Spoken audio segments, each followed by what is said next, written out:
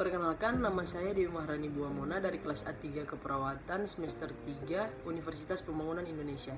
Saya akan menjelaskan tentang bagaimana cara pemeriksaan Leopold. Palpasi Leopold. Pemeriksaan palpasi Leopold merupakan suatu teknik pemeriksaan pada ibu hamil dengan cara perabaan pada perut ibu berdasarkan teori yang telah dikembangkan oleh Leopold.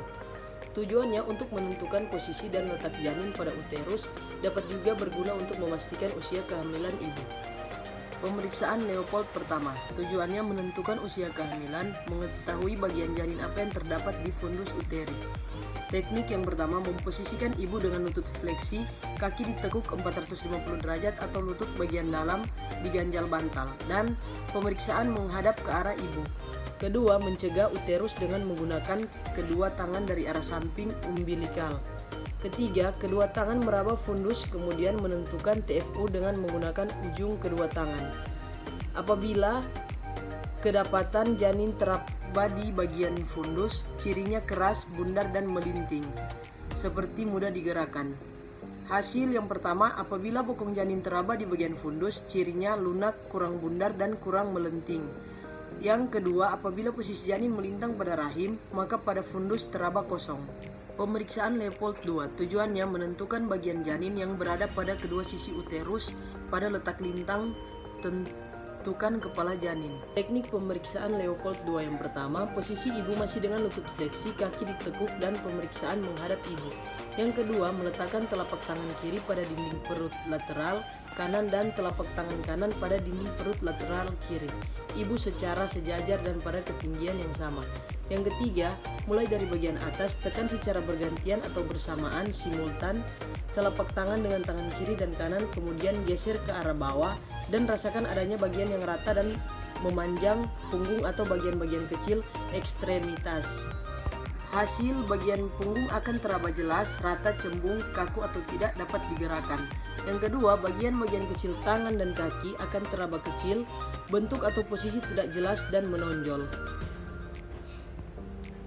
Pemeriksaan Leopold III, tujuannya menentukan bagian janin apa, kepala atau bokong yang terdapat di bagian bawah perut ibu, serta apakah bagian janin tersebut sudah memasuki pintu atas panggul atau PAP. Teknik pemeriksaan Leopold III yang pertama, posisi ibu masih dengan lutut fleksi, kaki ditekuk dan pemeriksaan menghadap ibu. Yang kedua, meletakkan ujung telapak tangan kiri pada dinding lateral kiri bawah, telapak tangan kanan bawah perut ibu. Yang ketiga, menekan secara lembut dan bersamaan atau bergantian untuk menentukan bagian terbawah bayi. Yang keempat, gunakan tangan kanan dengan ibu jari dengan keempat jari lainnya, kemudian goyang bagian terbawah janin. Hasilnya, yang pertama bagian keras, bulat dan hampir homogen adalah kepala, sedangkan tonjolan yang lunak dan kurang simetris adalah bokong. Yang kedua, apabila bagian bawah janin sudah memasuki PAP, maka saat bagian bawah digoyang sudah tidak bisa atau seperti ada tahanan. Pemeriksaan Leopold IV, tujuannya untuk mengkonfirmasi ulang bagian janin apa yang terdapat di bagian bawah perut ibu, serta untuk mengetahui seberapa jauh bagian bawah janin telah memasuki pintu atas panggul. Teknik pemeriksaannya, pemeriksa menghadap ke arah kaki ibu dengan posisi kaki ibu lurus. Yang kedua, meletakkan ujung telapak tangan kiri dan kanan pada lateral kiri dan kanan uterus bawah. Ujung-ujung jari tangan kiri dan kanan berada pada tepi atas simfisis.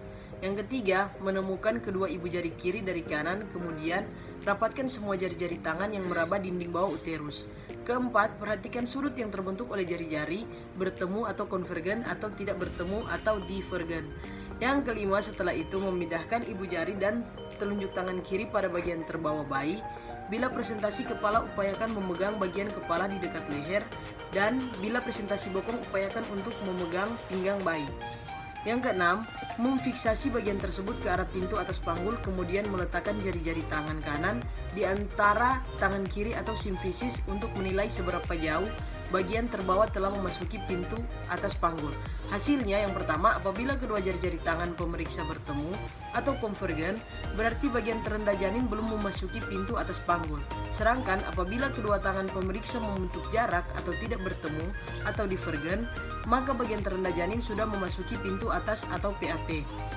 Yang kedua, penurunan kepala dinilai dengan 5/5. Seluruh bagian jari masih meraba kepala belum masuk PAP. 1/5, teraba kepala satu jari dari 5 jari bagian kepala yang sudah masuk 4 bagian. Dan seterusnya sampai 0/5 atau seluruh kepala sudah masuk PAP. Bagi kalian yang ingin melanjutkan pendidikan ke perguruan tinggi, saya merekomendasikan Universitas Pembangunan Indonesia yang terdiri dari beberapa fakultas, salah satunya Fakultas Keperawatan yang sudah terakreditasi B. Baiklah, sekian video penjelasan tentang pemeriksaan palpasi Leopold. Terima kasih.